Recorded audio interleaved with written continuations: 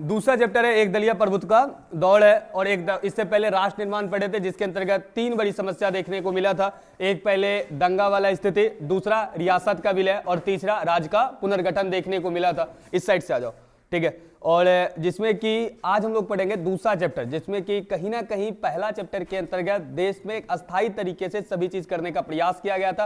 राज्यों का पुनर्गठन किया गया, भाषा के आधार पे अधिकतर रियासतों को क्या किया गया था, भारत में मिला लिया गया था। अधिकतर रियासतों को भारत में क्या किया गया था, मिला लिया गया था। इसमें सबसे महत्वपूर्ण योगदान जो देखने को मिला था वो किसका देखने को मिला था, सरदार वल्लभ भाई पटेल का। सरदार वल्लभ भाई पटेल का देखने को मिला था, जिसके कारण से इसे भारत का लौह पुरुष के नाम से भी जानते हैं, भारत के लौह पुरुष के नाम से भी जानते हैं। आज दूसरा चैप्टर पढ़ेंगे, जिसमें हमने आजादी के बाद जो अपनाया था शासन व्यवस्था, वो कौन सा प्रक्रिया था, लोकतांत्रिक। कौन सा प्रक्रिया अपनाया था, लोकतांत्रिक। और लोकतंत्र भी हम लोग अपनाए तो वो किसके आधार पे चलता, संविधान के आधार पे चलता। तो कहीं ना कहीं देश में एक नए शासन व्यवस्था को लागू किए, वो प्रक्रिया क्या थी, लोकतांत्रिक। लोकतांत्रिक प्रक्रिया को चलाए रखने के लिए हमने फिर क्या अपनाया, संविधान। क्या अपनाया, संविधान। और संविधान कब लागू हुआ, 26 जनवरी 1950 को। संविधान है क्या, विशेषतः मुख्यतः नियम और कानून है, नियम और कानून का संग्रह है, जो कि सरकार और जनता को कहीं ना कहीं निर्देश देती है कि आप किस प्रकार से देश में रहेंगे और किस प्रकार से आपका कार्य होगा। जनता को भी अगर स्वतंत्रता दिया गया है तो वो कितने स्तर तक स्वतंत्रता है, स्वतंत्रता पूरी तरीके से हमें नहीं दिया जाता है। पूर्णतः स्वतंत्रता कहीं ना कहीं दूसरे व्यक्ति की स्वतंत्रता को बाधित कर सकती है। तो हमारा संविधान जो बनकर तैयार हुआ 26 नवंबर 1949, बनकर कब तैयार हुआ, 26 नवंबर 1949, क्योंकि हमने एक नियत दिन तय किया था कि हमारा संविधान 26 जनवरी 1950 को लागू करेंगे। तो हमारा दो सवाल हो जाता है कि संविधान अंगीकृत और अधिनियमित कब हुआ। दोनों आंसर एक ही है, संविधान बनकर पूर्ण रूप से कब तैयार हुआ था। बनकर तैयार हुआ 26 नवंबर 1949, लेकिन संविधान जो पूर्ण रूप से लागू हुआ 26 जनवरी 1950 को। लागू कब हुआ, 26 जनवरी 1950 को। और ये पूर्णतः क्या हो जाता है, लागू कर लिया जाता है। इसके अलावा अगर चर्चा करेगा तो संविधान की टोटली अगर घटना की चर्चा करेगा तो वो हम लोग संविधान का पाठ जब पढ़ेगा तो वहां संविधान को पढ़ेंगे। यहाँ इतना ही समझेंगे, दूसरे चैप्टर में हमारे भारत देश में राज्यों का पुनर्गठन किया, उसके बाद एक नए लोकतांत्रिक प्रक्रिया को हमने अपनाया। और लोकतांत्रिक प्रक्रिया किस आधार पर चलता, संविधान के आधार पर, जो कि संविधान क्या है, नियम और कानून है।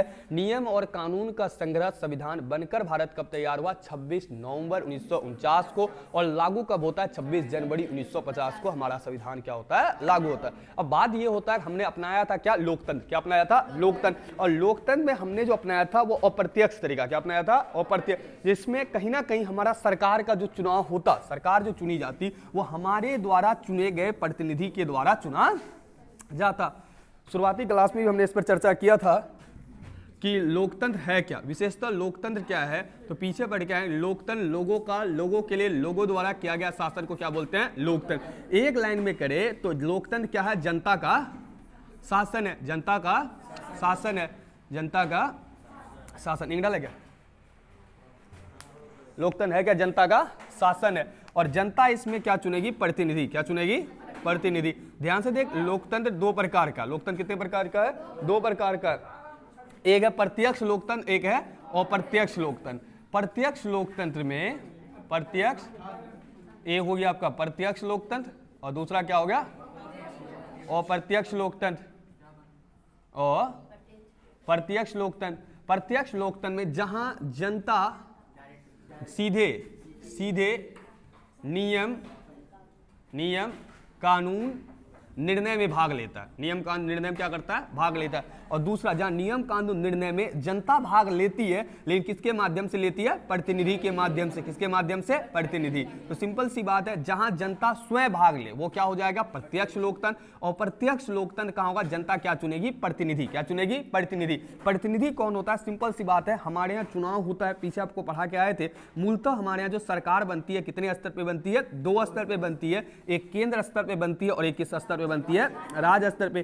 केंद्र स्तर पे जो सरकार बनती है वो पूरे देश के लिए बनती है, और राज्य स्तर पे जो सरकार बनती है वो सिर्फ राज्य के लिए बनती है। राज्य सरकार किसके लिए बनती है, राज्य के लिए। केंद्र स्तर पे सरकार जो है उसमें शामिल है आपका संसद। कौन है, संसद। राज्य में ये आपका क्या हो जाता है, विधानमंडल। कौन हो जाता है, विधानमंडल। कौन हो जाता है, विधानमंडल, इसका व्याख्या जब संविधान पढ़ेंगे तब, यहाँ खाली आप समझ के निकल जाइए, याद नहीं भी रहे खाली सुन के निकलिए। और संसद आपका दो भाग में बढ़ जाता है, एक लोकसभा, क्या बढ़ जाता है, लोकसभा, एक हो जाता है इसमें राज्यसभा, क्या पढ़ना है, राज्यसभा, एक हो जाता है इसमें राष्ट्रपति, कौन हो जाता है, राष्ट्रपति। विधानमंडल भी तीन हो जाता है, एक विधानसभा, क्या हो जाता है, विधानसभा, एक विधानमंडल और एक नहीं विधानसभा, विधान परिषद, क्या हो जाता है, विधान परिषद, और एक क्या हो जाता है, राज्यपाल। अभी देख दो चीज को पकड़ो, एक केंद्र स्तर पे लोकसभा, क्या पड़ेगा, केंद्र स्तर पे लोकसभा, एक राज्य स्तर पे किसको पकड़ो तुम, विधानसभा। अभी दो ही चीज को हम लोग समझेंगे, एक केंद्र स्तर पे क्या पढ़ेंगे, लोकसभा, और राज्य पे क्या होता है, टोटली। तो जो लोकसभा होगा वो पूरे देश के लिए होगा, और विधानसभा प्रत्येक राज्य के लिए क्या होगा, अलग अलग, प्रत्येक राज्य के लिए क्या होगा, अलग अलग।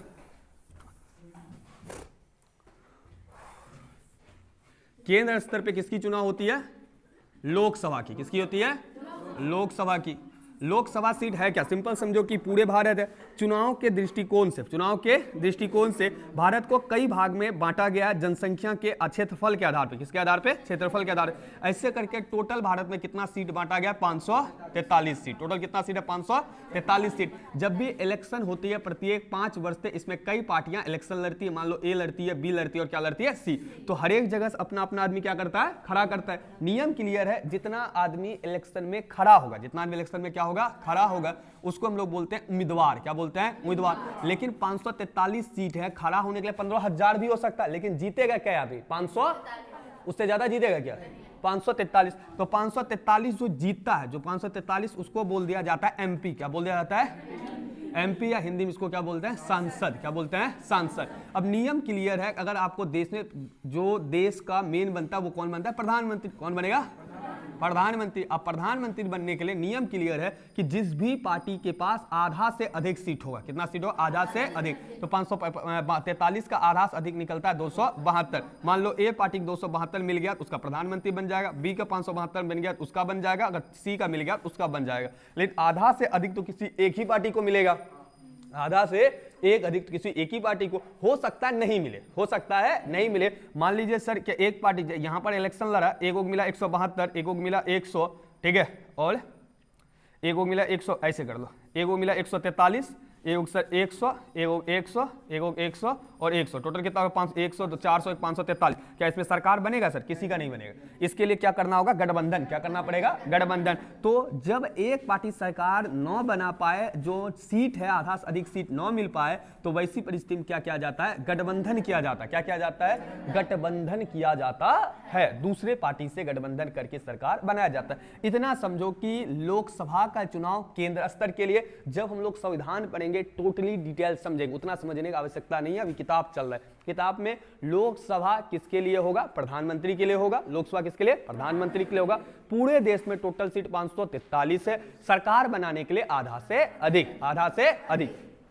इसके बाद सेम टू सेम विधानसभा, सेम टू सेम कहा जाएगा, विधानसभा किसमें हो जाएगा, राज्य में, किसमें हो जाएगा, राज्य में। टोटल राज्य कितना है, 28 राज्य, तो 28 राज्य में अपना अपना विधानसभा अलग अलग होगा। तो जैसे इधर हम लोग बांटे थे, वैसे बिहार को भी किसमें बांटा जाता है, विधानसभा क्षेत्र में, किसमें बांटा जाता है, विधानसभा। तो बिहार में टोटल है 243, इसमें भी अलग अलग पार्टी अपना क्या लड़ेगी, चुनाव लड़ेगी। सरकार बनाने के लिए आधा से अधिक, आधा से अधिक बनेगा तो राज्य में क्या बन जाएगा, उसका मुख्यमंत्री, क्या बनेगा, मुख्यमंत्री। तो सरकार का दो ही मुख्य रूप, केंद्र स्तर पे प्रधानमंत्री और राज्य स्तर पे आपको क्या देखने को मिल जाएगा, मुख्यमंत्री। दो ही चीज को पकड़ो। अब ध्यान से देख, पहली बार हमारे यहाँ चुनाव हो रहा है, पहली बार हमारे यहाँ क्या हो रहा है, चुनाव, क्योंकि दूसरा चैप्टर में हम लोग मुख्यतः चुनाव को ही पढ़ेंगे, क्योंकि हमने आजादी के बाद दंगा को झेला, रियासत का विलय किया, रियासत का विलय किया, कश्मीर की समस्या से निपटा, शरणार्थी का पुनर्वास किया, फिर राज्यों का पुनर्गठन भी किया। अब देश में क्या करना था, चुनाव करवाना था, क्योंकि शुरुआती समय में ही है, 1950-51 में हम लोग हैं।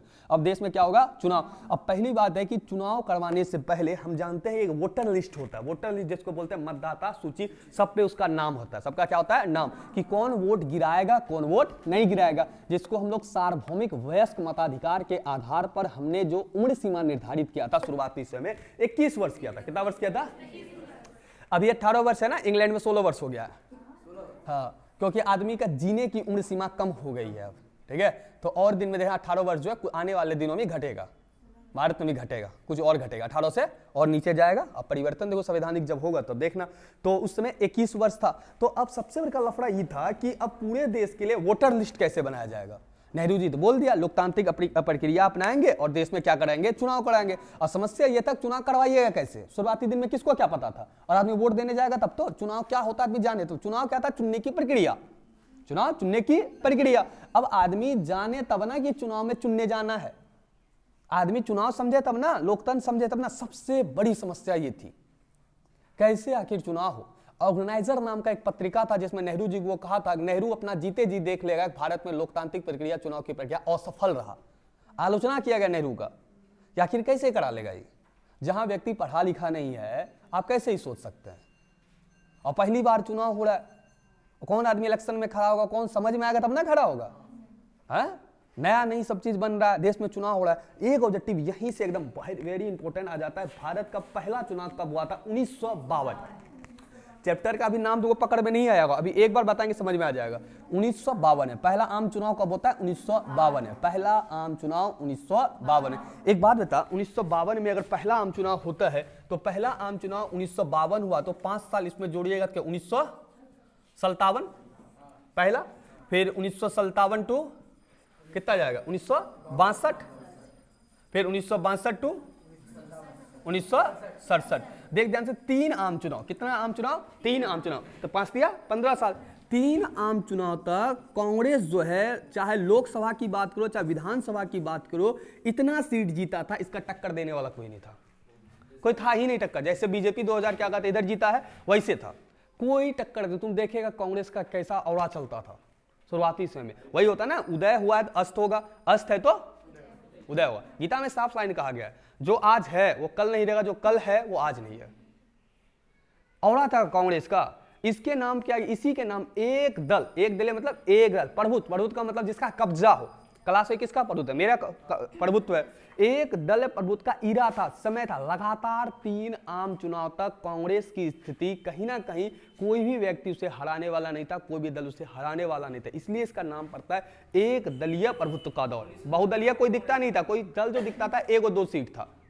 1952 से 1967 तक कांग्रेस को कोई टक्कर देने वाला था ही नहीं, जबकि लोकतांत्रिक प्रक्रिया में कई दल हो सकता है, लेकिन शुरुआती से में कांग्रेस के अलावा कोई दल ही नहीं दिखता। अब बात आता है सर कांग्रेस से दबदबा वाला बात क्यों, अभी पढ़ेंगे कि आखिर सर कांग्रेस ही, क्योंकि कांग्रेस में तुमको दिग्गज नेता देखने को मिलेगा। गांधी का संबंध कांग्रेस से, नेहरू का संबंध कांग्रेस से, वल्लभ का संबंध कांग्रेस से, सबका संबंध उसी से है। और उस समय देश में आजादी के समय एक ही पार्टी दिख रहा था सबको, क्यों, कौन दिख रहा था, जीतने का तो पहला था। हाँ, उसके अलावा जो था पार्टी बनेगा तब ना, जो कांग्रेस शुरुआती सीनों में बना था, कांग्रेस पार्टी बना था देश की आजादी के लिए, संस्था थी, इसी को क्या बदल दिया गया, पार्टी में बदल दिया गया।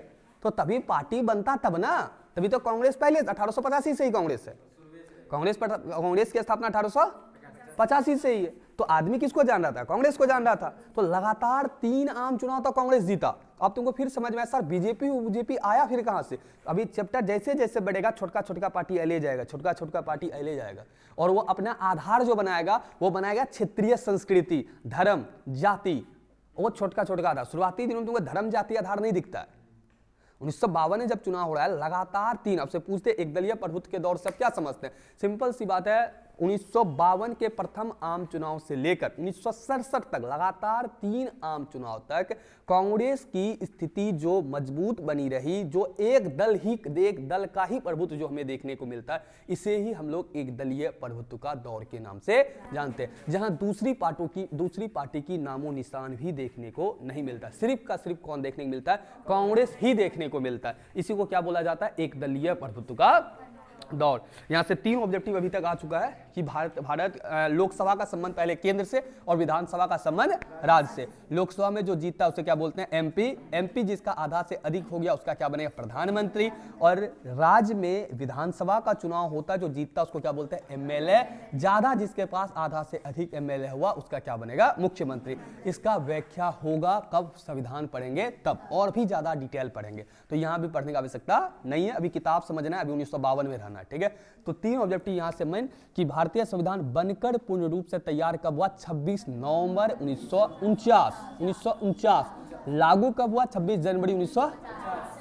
भारत का पहला आम चुनाव 1952। अब ध्यान से देख, चुनाव करवाने के लिए निर्वाचन आयोग होता है, क्या होता है, इसका काम होता है चुनाव करवाना। इसका जो मेन होता है इसको बोलते हैं, एक को निर्वाचन आयुक्त, क्या बोलते हैं, निर्वाचन आयुक्त। ध्यान से देख, जो चुनाव करवाने के लिए भारत में जिम्मेवार अभी भी है, इलेक्शन कमीशन ऑफ इंडिया के नाम से जानते हैं, भारतीय निर्वाचन आयोग के नाम से।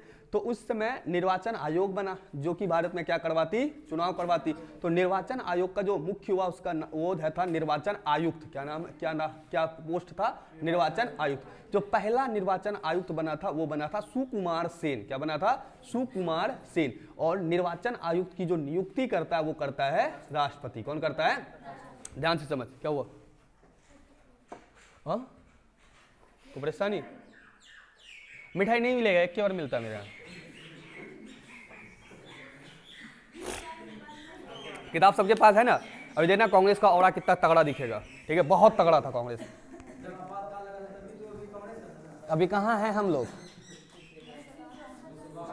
तो अब 1975 कहाँ चल गए, हाँ तो 75 गया कि तैयो वहीं से ना कांग्रेस पार्टी गिरना जो स्टार्ट हुआ वहीं से हुआ ना। 75 का जो दंश झेला है ना, 1975 का पढ़िए, 8वां चैप्टर पढ़ाएंगे जब संवैधानिक संकट एक चैप्टर है इसी में पढ़िए, तब आपको पता चल जाएगा कि कांग्रेस आज माइनस पे क्यों गया। 1975 में बहुत घटिया सब काम किया ना, वो खत्म हो गया था। इंदिरा गांधी इतना मजबूत लेडी थी मत पूछो। 1977 में चुनाव में हार गई थी, 80 में एकदम पूर्ण बहुमत से सरकार में आ गई थी। पढ़ेगा तब पता चलेगा अभी आगे। 84 तक रही, 84 में उसको गोली लग गया। इंदिरा गांधी रहती तो आज कुछ और ही होता, ठीक है। स्थिति परिस्थिति सबके अनुकूल नहीं होता है। इंदिरा गांधी दबंग लेडी के नाम से ऐसे जाना जाता है, काम की थी वो। इलेक्शन हारा हुआ आदमी दोबारा जीता था, कमबैक किया था, लेकिन 84 में उसको गोली मार दिया गया।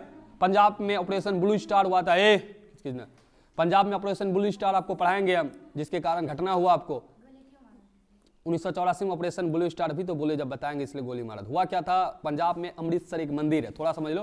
पंजाब में अमृतसर सिखों का एक मंदिर है, सोना का मंदिर है, ठीक है। उसमें खालिस्तानी, अब उतना डीप तो बताते हैं। पंजाब में एक दल उठा था जिसका नाम था खालिस्तानी। उस हल्ला उठा रहा था भारत में कि हिंदू के लिए हिंदुस्तान, मुस्लिम को मिला पाकिस्तान। तो सिख को क्या मिला, सिख को मिलना चाहिए सखिस्तान या खालिस्तान, एक नया देश मांग रहा था और उसको सपोर्ट कर रहा था पाकिस्तानी, ठीक है। पंजाब से निकट ही पड़ता है, तो जितना आदमी सपोर्ट कर रहा था ना वो सब पंजाब के अमृतसर मंदिर में क्या किया था, जाके रह रहा था। पंजाब के अमृतसर मंदिर में, जो कि आतंकवादी प्रवृत्ति का था, जो भारत में दंगा फसाद कर रहा था, जो कि मांग कर रहा था देश में खालिस्तानी था, रह रहा था कहाँ जाके वो, अमृतसर में। अब अमृतसर के मंदिर में जल्दी पुलिस प्रशासन को अलाउ नहीं होता है, तो उसको निकालने के लिए, पंजाब को शांत करने के लिए, अब शॉर्ट में बता देते हैं, पंजाब को शांत करने के लिए इस प्रकार से हिंसक कार्रवाई ना हो, मांग को दबाने के लिए, कहीं ना कहीं देश की मांग क्यों कीजिएगा, अलग देश की मांग एगो दे दिए जिसके कारण आज तक हमको झेलना पड़ता है। तो 2% या 3% जनसंख्या है, तो खालिस्तान देश की जो मांग कर रहा है सिख, हम क्यों करें अलग। तो हम लोगों ने, क्योंकि भारत की एकता तो है, अखंडता है ना, अलग क्यों करें हम, तो अलग नहीं करना था। वो लोग अपना जो अड्डा बने लेते वो बना लिया था पंजाब के अमृतसर मंदिर में, सोना का मंदिर है, अभी भी है। तो उसमें हुआ कि ऑपरेशन ब्लू स्टार चला इंदिरा गांधी के आदेश से कि वहां से जितना जो भी व्यक्ति है उसको बाहर निकाला जाए। तो जब ऑपरेशन ब्लू स्टार चलाया गया तो मंदिरों में जब घुसा गया ना, तो वहां पर कुछ मंदिर का जो भाग है ना क्षतिग्रस्त हो गया, ठीक है।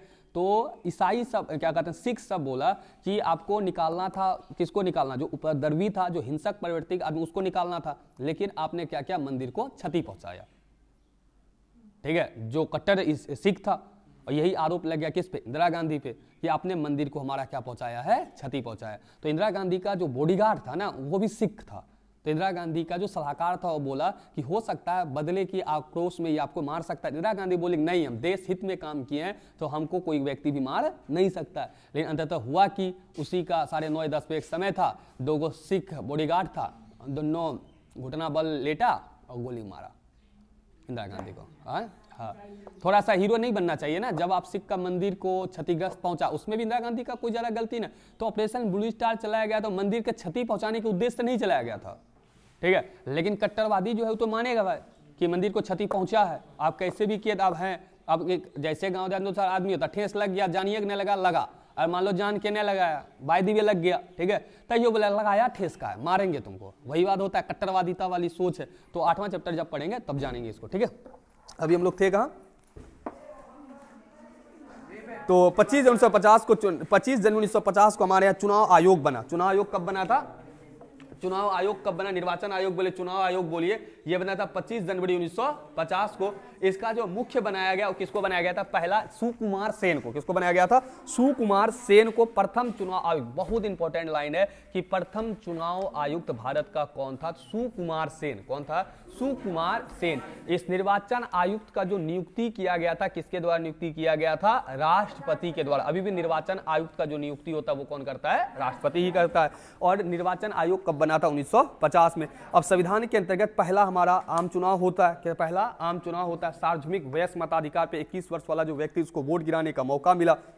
इसमें 17 करोड़ मतदाता वोट देता है। पहला आम चुनाव कितना वोट देता है? 17 करोड़। सुन लीजिए, आंकड़ा याद करने की आवश्यकता नहीं है। 17 करोड़ मतदाता अपना वोट देता है। 90,000 मत केंद्र बना। मत केंद्र मतलब जहां जाके आदमी वोट गिराता। 90,000 मत केंद्र बना। 2,01,000 से मत का केंद्र बना, जो कि क्या कहते हैं, उस क्षेत्र में चुनाव करवाता। 2,24,000 मत बूथ बने। लगभग कितना है रे? नहीं, 62 लाख, 62 करोड़ है। 62 करोड़ मतपत्र छपे, यानी जिसपे कि टिप्पा लगता। क्या लगता? टिप्पा। पहले वाला ऐसा सिस्टम था कि ऐसे आपका बना हुआ रहता था, इधर आपका नाम है, इधर आपका छप्पा है, और ऐसे करके इसमें क्या कीजिए, मोहर दबाइए। तो ये टोटल 62 करोड़ छपा, जिसपे क्या करता? मतपत्र, जिसपे क्या गिरता? वोट गिरता पहली बार। और सरकार ने लगभग कितना रुपया खर्चा हुआ था? 70 करोड़ नहीं, 70 लाख। कितना है? 70 लाख रुपया खर्च हुआ। आज नहीं, 1952 में 70 लाख रुपया खर्च हुआ चुनाव करवाने में। लोकसभा की 489 सीटों के लिए 1800 उम्मीदवार लड़ा। तभी कितना सीट था? 489। मुस्कान जाओ। 489 सीट के लिए बैग लेके जाएगा? जाओ मुस्कान। कौन मुस्कान? तो टोटल सीट कितना था? 489। कितना सीट था लोकसभा? तभी 489। 489 में पहला बार उम्मीदवार कितना लड़ा था? 1800। लड़ा कितना? 18। गुड़िया बता, 489 सीट है, 1800 आदमी लड़ा, तो कै गो आदमी जीतेगा? 489 सीट है, 1800 आदमी लड़ा है, तो जीतेगा क्या आदमी? 489 सीट है, तो 489 आदमी चुना जाएगा। तो 1800 आदमी लड़ गया, तो चुना क्या आदमी जाएगा? 243। तो 489 सीट है, एक सीट से क्या आदमी चुना जाएगा? एक ही, दो चुनेगा? एक ही, दो, एक हो ना। कहीं से देखिए कौन इसको, एक जिसको ज्यादा वोट होगा एक ही आदमी जीतेगा। तो 489 सीट है, 489 में क्या कुछ जीतेगा? 400 उठा क्या है, तो क्या आदमी जीतेगा? 489 जीतेगा। सीट जाएगा भाई, आदमी सीट जीतता आदमी भाई। आदमी लड़ने के लिए 18,000 लड़ जाइए, लेकिन जीतेगा एक सीट पे 100 आदमी लड़ जाए, तो वोट ज्यादा जिसको होगा तो वही जीतेगा। 150 को जीत जाएगा। 489 सीट था, 489 में 1800 आदमी खड़ा हो। सुनो ध्यान से, राज्यों की विधानसभा में 3200 सीट, पूरा राज्य का विधानसभा का सीट जोड़ेगा, 243 हर एक का जोड़ा गया, तो 3200 सीटों के लिए 15,000 उम्मीदवार भरता है। राज्य में 3200 सीट के लिए कितना उम्मीदवार बढ़ता है? 1500। कई पार्टियां उम्मीदवार के अतिरिक्त निर्दलीय पार्टी इलेक्शन लड़ा, यानी बहुत पार्टियां लड़ती है। शुरुआती समय में जो व्यक्ति को किसी पार्टी से टिकट नहीं मिलता, टिकट क्या होता है, मान लो बीजेपी पार्टी मेरा है, हमें इनमें से मेरा तरफ से बीजेपी के तरफ से जो खड़ा होगा, तो उसे मूल रूप से कागज के रूप में दिया जाता है कि मेरा तरफ से इसको टिकट मिलता है, ये आदमी इलेक्शन में खड़ा होता है। तो इसके खड़े होने पर इसके पीछे छाप किसका रहेगा? बीजेपी का। किसका रहेगा? बीजेपी का। मान लो कोई व्यक्ति है, वो किसी पार्टी से जुड़ा हुआ नहीं है, वो इलेक्शन में अपने द्वारा स्वयं खर्चों से खड़ा होता है और किसी पार्टी से संबंध नहीं, उसको क्या बोलते हैं? निर्दलीय। क्या बोलते हैं? निर्दलीय। निर्दलीय का मतलब क्या? किसी भी पार्टी से उसका संबंध कोई नहीं होगा। तो शुरुआती समय में व्यक्तियों ने बढ़ चढ़कर हिस्सा लिया और कहीं ना कहीं शुरुआती लोकतांत्रिक 1952 की जो प्रक्रिया था, जो चुनाव प्रक्रिया था, वो सफल होता है। कई व्यक्तियों ने इसमें भाग लिया, ठीक है, और साथ ही निर्दलीय व्यक्ति भी भाग लिया, जिसका किसी पार्टी से कोई लेना देना नहीं था। तो इससे पता चला कि भारत में लोकतांत्रिक प्रक्रिया पूरी तरीके से सफल हो सकती है। यह कहीं ना कहीं भविष्य की ओर सूचना दिया। और यहां पर तुम्हारी किताब में एक दिया गया, ध्यान से अगर देखेगा तो यहां पर देख, हैदराबाद में कुल स्थान 175 था और प्राप्त स्थान कितना था? 93। यहां दिया गया लोकसभा के पहले 3 आम चुनाव में देखो कि कांग्रेस की स्थिति देख क्या था। किताब दिख रहा है आपको? देखिए पेज ही देखिए ना, दूसरा क्या कहते हैं पैराग्राफ जो बनाया, दूसरा हम देखिए, एक भारतीय राष्ट्रीय कांग्रेस, कम्युनिस्ट पार्टी, भारतीय जनसंघ और समाजवादी पार्टी, स्वतंत्र पार्टी, 5 पार्टी देखा आपको? देखिए 1952 में टोटल पार्टी था 489, देखिए ध्यान से, टोटल पार्टी कितना था 489। देख अकल्ला कांग्रेस 364 जीता है, अकल्ला तैयार था इसका जलवा। देख उसने कम्युनिस्ट पार्टी को कै गो मिला है, 16 गो। भारतीय जनसंघ, यही है बीजेपी, अभी भारतीय जनसंघ नाम चेंज कर भारतीय जनता पार्टी है। समाजवादी पार्टी 22 और स्वतंत्र पार्टी 1 को ने मिला था। 1957 में फिर भारतीय राष्ट्र तभी था 494 सीट, तभी कितना सीट है 494। 494 में भारतीय राष्ट्रीय कांग्रेस यानी कांग्रेस पार्टी अकल्ला 371, फिर कितना दिया 371। इस बार कम्युनिस्ट पार्टी 27, भारतीय जनसंघ 4, समाजवादी पार्टी 19। फिर देख 1964 1962 तीसरा आम चुनाव 1962 तीसरा, इसमें देख 494 सीट में इसके टोटल कितना 361, 350 प्लस है, 350 प्लस। तो लगातार 3 आम चुनाव किसका दबदबा देखने मिलता है, ओनली कांग्रेस का। इसी को बोलते हैं एक दलीय प्रभुत्व का दौर। राज्य में देखो, राज्य में देखो आंध्र प्रदेश में 1957 में देखो 311 सीट था, कुल स्थान 311 आंध्र प्रदेश को ये मिला, किसको है, राज्यों विधानसभा कांग्रेस। और प्राप्त स्थान, इसको टोटल प्राप्त स्थान के 215, कुल स्थान 300 क्या कहते हैं 311 सीट में आंध्र प्रदेश में कांग्रेस 215 अकेला जीतता है, यानी राज्य में जो उसका मुख्यमंत्री बनता। असम में देख टोटल सीट 108 था, 71 को अकेले जीत गया। बिहार में 318 सीट में 210 सीट कांग्रेस जीता। आज क्या वो जीतता है, नाम भी बताने हैं, 15-16 है, बोलते खत्म हो। 318 बिहार में है ना, कुल स्थान 1952 में देख 330 सीट, और यहाँ क्या कहते हैं 240 जीता। 318 में फिर 210 और 318 में फिर 185, देख कितना तगड़ा जीत रहा है। फिर बंबई में देख 315 सीट में 269 सीट, 396 सीट में 232 सीट, 264 में 213, 264 में 213 अकेले जीत रहा है। यानी क्या दिख रहा है, दबदबा, क्या दिख रहा है, दबदबा। इसको हराने वाला कोई कांग्रेस है, लगने देख के लग रहा है आज ही कांग्रेस का नाम निशान मिटा दिया है, खाली थोड़ा बहुत नाम दिख रहा है, तो दिखेगा। अब हो सकता है कांग्रेस ही दिखे, या तो कोई तीसरा पार्टी भी आ सकता है, नियम ने। हाँ कमबैक ही ना करे, कोई तीसरा पार्टी भी आके कर देगा। जनसुराज को दिखा था नशा में एकदम 243 सीट जीतेंगे। हमको किसी और पे हंसी नहीं, हमको लगता है जनसुराज पे हंसी, ठीक है। हंसना नहीं चाहिए, पार्टी है, देश की विकास के लिए सोचेगा, ये कहीं ना कहीं उसकी सोच है, ठीक है, हंसना नहीं। लेकिन एक होता है कि जहां आप बोलिए जो बात पचे, ठीक है। अब बीजेपी उतना दिन से लड़ रही है, कांग्रेस लड़ रही है, कभी हमने देखा बोला 100% में 100% सीट हम ही जीतेंगे, आज तक कभी सुना है 200? हम भी आजकल बोलते हैं 100 में 100 नंबर नहीं बोलते, 99 आ जाएगा, 98 आ जाएगा, वो अलग नशा फूक ले था। 243 में 243 कौन हिसाब से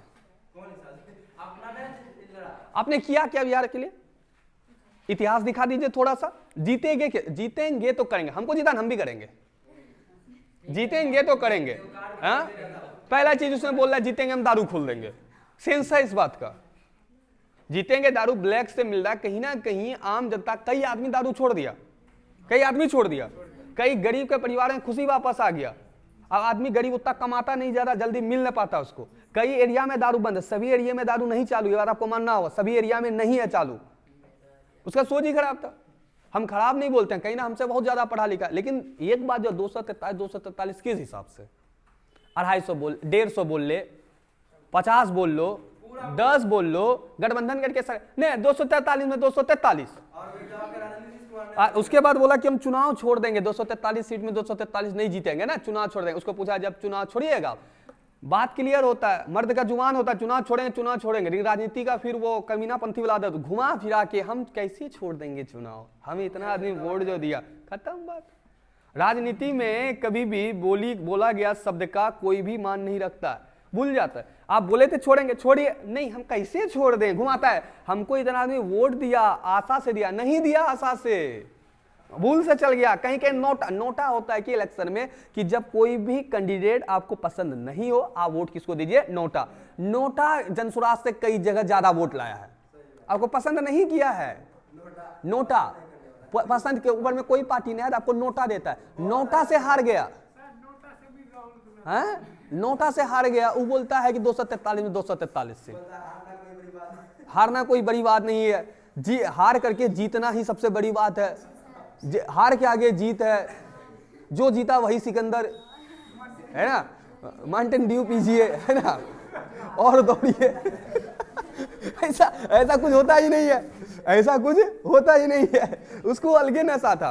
उसके बाद नहीं देखें, चुनाव के बाद हम नहीं देखें, वो तो मनीष कश्यप भी था इधर, है ना, चिनपुटिया विधानसभा से, और इधर तुम्हारा खेसारी लाल यादव कहाँ छपरा से था, हाँ हार गया। देख ध्यान से, तुम देखना कभी बीजेपी पार्टी देखना और एएमएम पार्टी देखना, ठीक है, वो दोनों पार्टी तुम देखना, कभी भी धार्मिक आधार पे अपने धर्म के बारे में बोल लेगा, दूसरे धर्म के बारे में एक लाइन में बोलेगा। बीजेपी तुम देखना मुस्लिम धर्म के बारे में डायरेक्ट कुछ नहीं बोलता, एएमएम भी हिंदू के बारे में डायरेक्ट कुछ नहीं बोलता, ठीक है, क्या हाँ अच्छा बात बोलेगा, ठीक है। और कुछ आरोप देखना, तुम इसको देखना, राहुल गांधी सबको देखना, छठ का जैसे पर्व था, आस्था का सब्जेक्ट है, बोलता है छठ का नौटंकी करता है, इस शब्द बोलना था, नहीं बोलना था। उसमें खेसारी लाल यादव लड़ा हिंदू जाति का, हम उस पर जातिवाद आरोप नहीं लगाते, मेरा कुछ उससे लेना देना नहीं, लेकिन आप जो कहीं ना कहीं नेता बनिएगा, सभी चीजों का आपको आस्था होना चाहिए। बोलता मंदिर हटा के मस्जिद, क्या मंदिर हटा के आप अस्पताल बना दीजिए, भाई उसका आस्था है ना, लाखों करोड़ों व्यक्ति का आस्था है। बोलता है कि ब्रह्मा का लिखा हुआ लकीर को हम मिटा देंगे, ले तुम एमएलए है तो आपकी समझ होनी चाहिए, जातिवाद तो आपको करना ही नहीं चाहिए। अब बोलेगा सर कि धर्म के बारे में बोला, क्या हो गया, मेरा मानना नहीं, पढ़े लिखे हमको कोई दिक्कत नहीं, लेकिन कहीं ना कहीं जो लाखों हजारों व्यक्ति का धार्मिक आस्था है उससे आप कैसे खिलवाड़ कर सकते हैं। हार गया इलेक्शन, हार गया, आप लड़िए इलेक्शन, धार्मिक दूसरे का जो धार्मिक चीजें उसका मजाक नहीं उड़ाइए ना। अरे हम ही बोलते हैं क्लास में, तुम देखा कोई धार्मिक रूप से किसी को टारगेट करके बोलना, आप टारगेट करना स्टार्ट कर दिया, हार गए इलेक्शन। मेरा क्या आता, देख लिया आप कैसे ब्रह्मा का लकीर कटता है।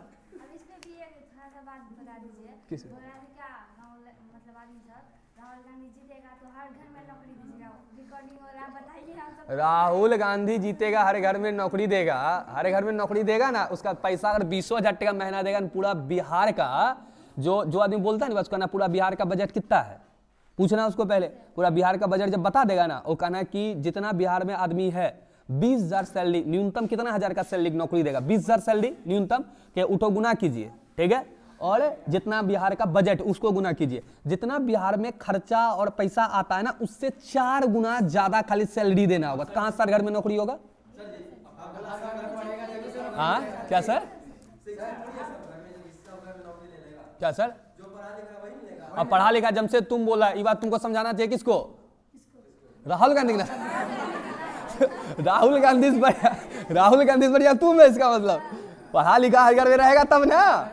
अभी भी यूपीएससी वाली निकालती है, बीपीएससी निकालती है, लेने वाला नौकरी बिहार में मास्टर का नौकरी निकला, आधा ज्यादा यूपी का भर्ती है। आप में नहीं था, जानकारी नहीं लिए, आप में योग्यता होता आप लेते ना, आप में योग्यता होता आप लेते ना, कटअप बनता ना, आप में नहीं था योग्यता नहीं लिए, यूपी का आदमी भरा हुआ है आज। हर घर में नौकरी कैसे देगा, वो का बनाता है, उधर जाएगा क्लास नहीं खींचा जाएगा। वर्तमान राजनीति में भी नहीं है, हम लोग हैं 1952 वाला में, जहां की 1952 वाला में कांग्रेस दिख रहा है। नेहरू जैसा, नेहरू को एक लाइन बोला जाता है, नेहरू चमत्कारी नेता था, नेहरू चमत्कारी नेता था। नेहरू क्या सर, हाँ कांग्रेस से था। नेहरू के बाद कांग्रेस पार्टी में एक ही लेडी हुई जो महत्वपूर्ण लेडी हुई, इंदिरा गांधी। उसके बाद कांग्रेस पार्टी में आज तक मजबूत नेता नहीं है। लीडिंग करने वाला नेता ना थोड़ा तगड़ा होना चाहिए, जो लीड करे, उसके भाषणों में दबदबा होना चाहिए, जो पार्टी लीड करता। अभी हम क्लास में पढ़ा रहे, हमारा ही आवाज थोड़ा आवाज दब जाए, तुम हल्ला करो तो क्लास हम चला पाएंगे? नहीं चला पाएंगे। जब सुबह छुट्टी हो तुम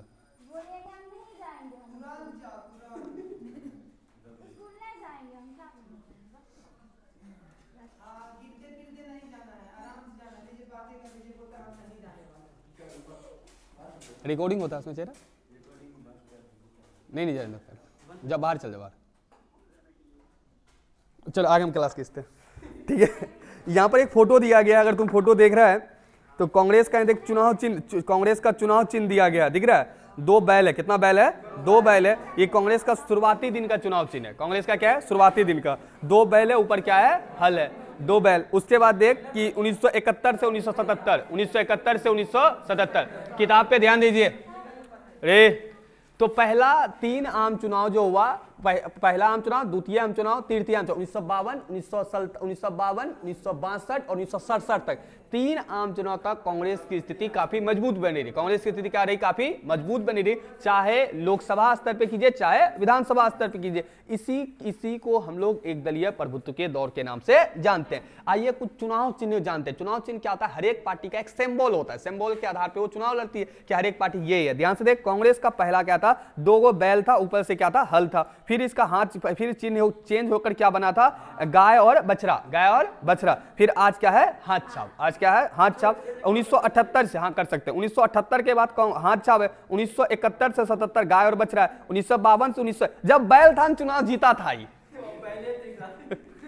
मेरा ये बोलने मतलब नहीं था। 1952 से 1967 तक कांग्रेस पार्टी जब 2 बैल लेके था, 1967 तक चुनाव चिन्ह था, चुनाव जीता है। जैसे चेंज किया है 1971 में आके गाय और बछड़ा, स्थिति खराब हुआ है। 1971, 1975, 77 में आप देखिएगा आपातकाल लगता है, कांग्रेस की स्थिति माइनस में जाता है। और 77 में इलेक्शन हार जाती है इंदिरा गांधी, जनता पार्टी की सरकार बनती है। 1978 में जब हाथ छाप लेता है, 80 में एक बार जीतता है, उसके बाद इसकी स्थिति आज तक मजबूत नहीं देखने मिला था। इसका मतलब 2 बैल इसका जो था लकी था।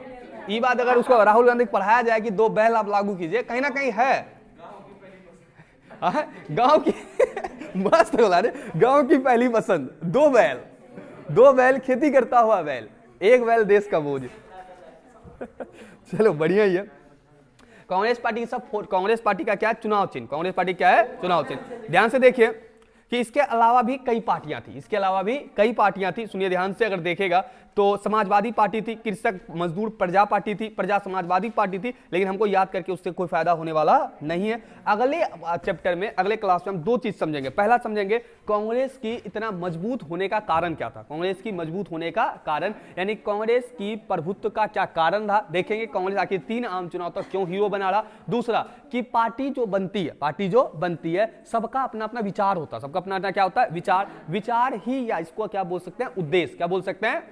उद्देश्य का मतलब उसी उद्देश्य के आधार पे वो चुनाव लड़ती है। हर एक पार्टी का अपना अपना अलग अलग उद्देश्य होता है। तो अगले क्लास में 2 बात को समझेंगे। पहला बात ये समझेंगे कांग्रेस का इतना मजबूत होने का कारण क्या था, जो कि लोकसभा स्तर की चर्चा करे या विधानसभा स्तर पर चर्चा करे, दोनों में मजबूत देखने को मिलता है। पहला ये समझेंगे। दूसरा कि कौन कौन सी पार्टियां उस समय थी और अभी तक कौन कौन पार्टियां, उसका क्या क्या सोच रहा है, उसका क्या क्या उद्देश्य रहा है, इसको पढ़ेंगे इस चैप्टर में। आगे बढ़ने के साथ ही उसके बाद ये चैप्टर क्या हो जाएगा? धीरे धीरे खत्म हो जाएगा। और बढ़ेंगे मतदान के बदलते तरीके। जो ठप्पा लगाने वाला था, जो मुहर मारने वाला था, आज उसके जगह क्या हो गया? ईवीएम। क्या हो गया? EVM, electronic voting machine. जो आप सुनते होंगे ईवीएम में चोरी होता है, ये होता है, न होता है, इस पे भी हम चर्चा करेंगे। 2004 के बाद एगो जो टिप अगर आ गया सुनिए लो कि 2004 के बाद पूरे देश में जो चुनाव कराने की प्रक्रिया जो लागू हुआ है, अब किससे हुआ है? पूरी तरीके से ईवीएम में। किसमें हुआ है? ईवीएम में। आप एक बात ये बात देख के आना कि ईवीएम जो भारत में लाया गया था, किसकी सरकार में? राजीव गांधी की सरकार में लाया गया था, कांग्रेस का था,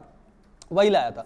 आज उसी पार्टी का आदमी आरोप लगा रहा है कि ईवीएम में क्या है? गड़बड़ी होता है। ऐसा 1% नहीं है, क्योंकि ईवीएम जो बनती है या जो ईवीएम का बनावट है, उसमें लोकसभा में जब ये एक बार चर्चा उठा ईवीएम हैक होता है, तो तुम्हारा निर्वाचन आयोग, ECI, election commission of India, देख ध्यान से देख, हमारे 2 कैटेगरी का दिमाग होता है, हमेशा याद रख कि अभी देश में तुमको आगे बढ़ना है, 2 तरीका है।